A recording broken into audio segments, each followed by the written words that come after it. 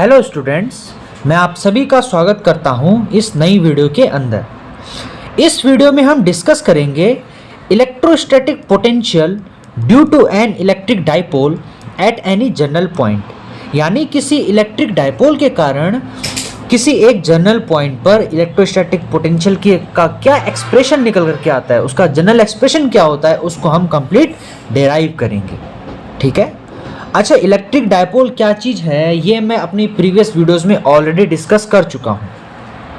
भाई मैंने आपको क्या बताया था कि इलेक्ट्रिक डायपोल क्या होता है। इलेक्ट्रिक डायपोल एक ऐसा सिस्टम है मेरे पास दो चार्जेस का, जिनमें दोनों चार्जेस का जो मैग्नीट्यूड होता है वो सेम होता है, लेकिन उनकी जो पोलैरिटी होगी, पोलैरिटी मीन्स अगर एक पॉजिटिव है दूसरा नेगेटिव होगा। ठीक है। और उनके बीच कुछ ना कुछ सेपरेशन होता है और उस सेपरेशन को हम 2a नाम देते हैं। ठीक है। तो इस डायग्राम में मेरे पास दो पॉइंट्स हैं, ए पॉइंट और बी पॉइंट। ए पॉइंट पर मैंने माइनस क्यू चार्ज प्लेस कर रखा है, बी पॉइंट पर मैंने प्लस क्यू चार्ज प्लेस कर रखा है। इन दोनों के बीच का जो सेपरेशन है वो मेरे पास 2a है। यहाँ पर बीच में कहीं मेरा ओरिजिन है। अच्छा, मुझे इस ओरिजिन से इस पी पॉइंट पर क्या करना है भाई, इलेक्ट्रोस्टैटिक पोटेंशियल की वैल्यू कैलकुलेट करनी है। अच्छा, ओरिजिन से इस पी पॉइंट के बीच की जो डिस्टेंस है वो मेरे पास स्मॉल r है। r1 क्या है मेरे पास, r1 is the distance between minus Q charge and this P point, r2 is the distance between this plus Q charge and this P point. और मुझे इस पूरे डायपोल के कारण, इस सिस्टम के कारण इस पी पॉइंट पर इलेक्ट्रोस्टैटिक पोटेंशियल की वैल्यू कैलकुलेट करनी है। ठीक है।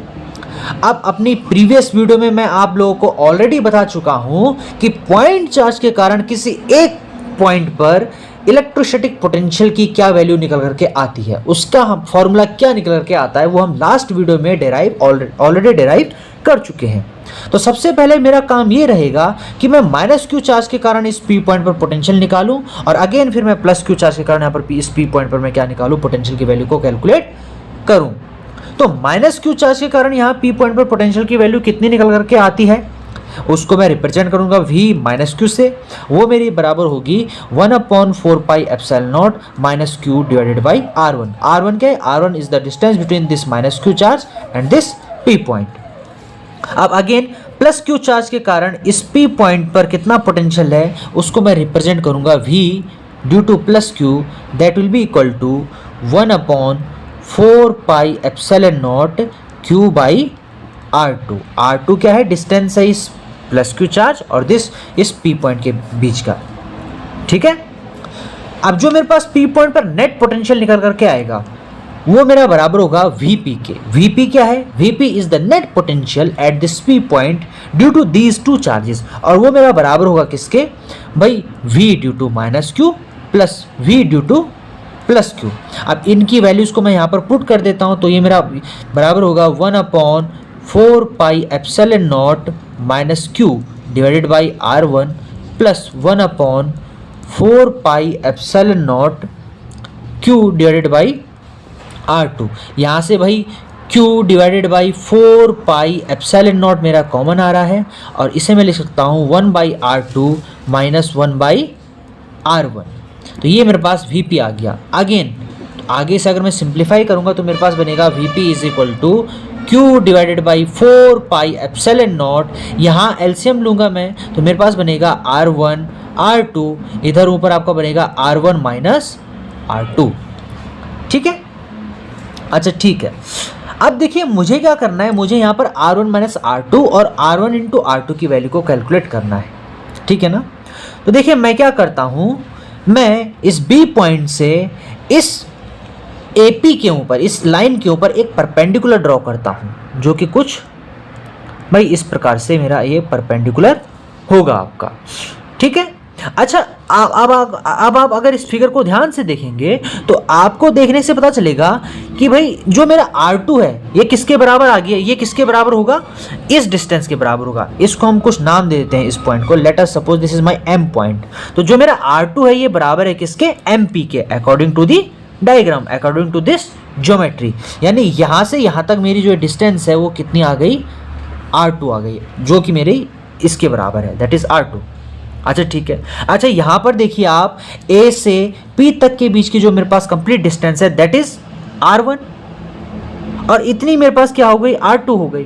तो बाकी की जो बची वो कितनी बनेगी मेरी, वो मेरी बनेगी R1 माइनस R2, और यही तो मुझे कैलकुलेट करना है। ठीक है। अच्छा यहाँ पर थीटा क्या है मेरा, थीटा मेरा इस R और इस डायपोल के बीच का एंगल है। ठीक है। अच्छा देखो रियलिटी में होता क्या है कि जो आपका जो ये डायपोल दोनों चार्जेस के बीच की जो ये डिस्टेंस होती है ना that is 2a, that is dipole में जो भी मेरे पास दोनों चार्जेस हैं उनके बीच की जो भी डिस्टेंस होती है रियलिटी में वो बहुत छोटी होती है, वो इतनी कम होती है कि ये जो डिस्टेंस है मेरी जहाँ पर मुझे पोटेंशियल कैलकुलेट करना है वो इसके कंपैरिजन में काफ़ी बड़ी होगी। ठीक है ना।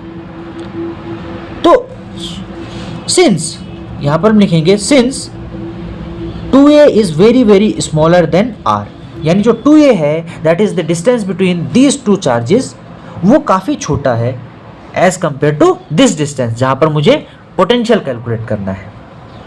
तो यहाँ से मैं एक बात कह सकता हूँ कि अगर मेरा ये एंगल थीटा है तो ये एंगल भी कितना होगा, थीटा होगा। क्यों? क्योंकि भाई ये जो 2 है ये मेरा काफ़ी छोटा है as compare to this distance. तो अगर ये एंगल थीटा है तो ये एंगल भी मेरा लगभग अप्रोक्सीमेट करके थीटा के बराबर ही आएगा। अच्छा यहाँ पर आपके पास ये एक राइट एंगल ट्रायंगल बन रहा है भाई, ये आपका ये क्या हो गया, राइट एंगल ट्रायंगल हो गया। यहाँ पर आपका एंगल कितना है, 90 है। ठीक, इसके सामने वाली जो साइड होगी वो हाइपोटेन्यूस होगी।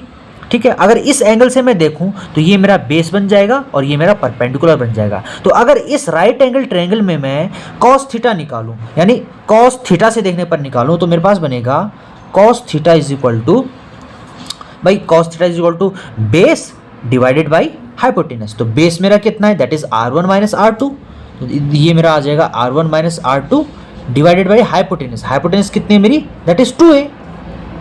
तो यहाँ से मैं R1 माइनस R2 की वैल्यू को लिख सकता हूँ, that is nothing but the 2a cos theta.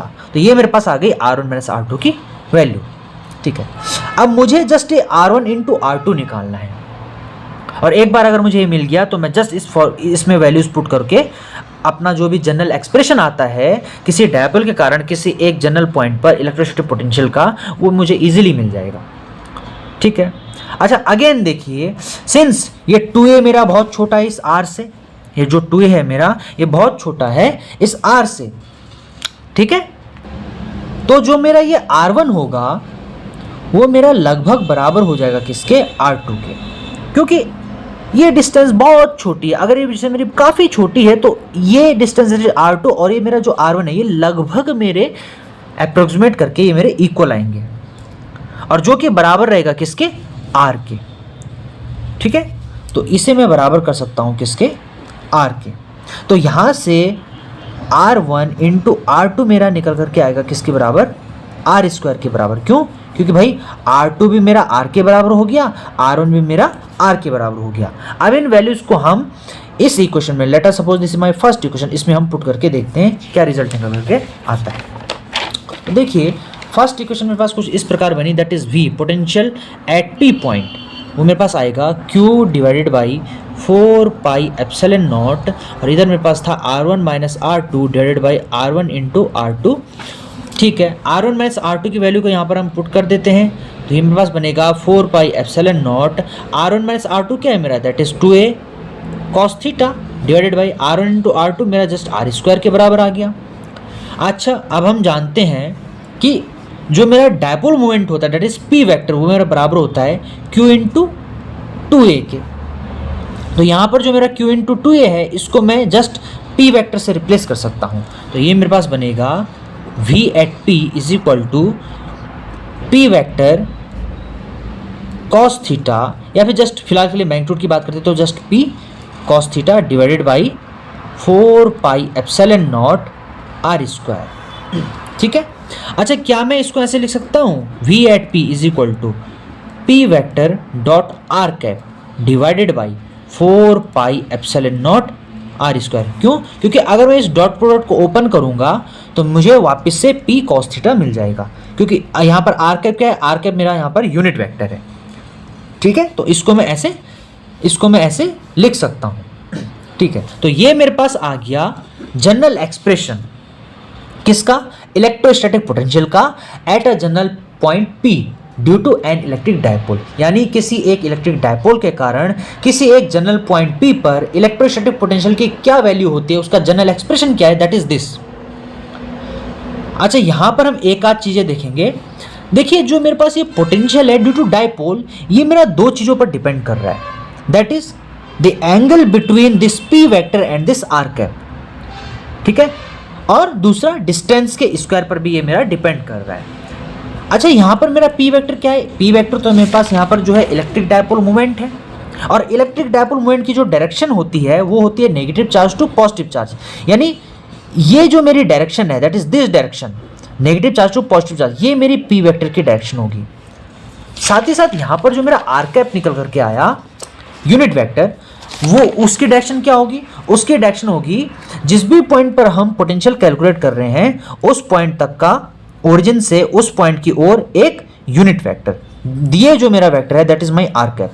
R cap is the unit vector from the origin to that point where we want to calculate our electrostatic potential, ठीक है। और theta क्या है, थीटा इज R कैप, और ये जो मेरे पास जो भी डायपोल मोमेंट है दैट इज P वेक्टर, उनके बीच का एंगल है। तो जो मेरा डायपोल इलेक्ट्रोस्टैटिक पोटेंशियल है डायपोल के कारण, वो आपका दो चीज़ों पर डिपेंड कर रहा है, एक तो थीटा पर और दूसरा डिस्टेंस पर। अब हम थीटा की अलग अलग वैल्यूज़ के लिए इस डायपोल की इस इलेक्ट्रोस्टैटिक पोटेंशियल की क्या वैल्यू होगी करेस्पॉन्ड, क्या क्या क्या वैल्यू निकल करके आएंगी, उनको कैलकुलेट करते हैं। Now if theta is equal to 0 degree, है ना, theta is equal to 0 degree, इसको हम बोलते हैं, इसको हम जो है एक्सियल पोजीशन भी बोलते हैं, एक्सियल पोजीशन। तो एक्सियल पोजीशन पर जब मेरा थीटा जब मेरा 0 होता है तो उस केस में मेरा जो Vp आएगा दैट इज, अच्छा यहाँ पर ये कॉस 0 डिग्री जब मैं पुट करूंगा तो मेरा कितना बन जाएगा, 1 बन जाएगा, तो ये मेरा Vp आएगा just P divided by 4 pi epsilon not R square. Second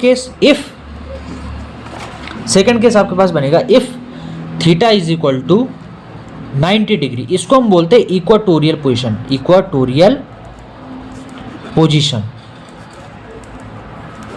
भाई इस केस में cos 90 मेरा 0 होगा, तो जो मेरा पोटेंशियल बन करके आएगा दैट इज 0।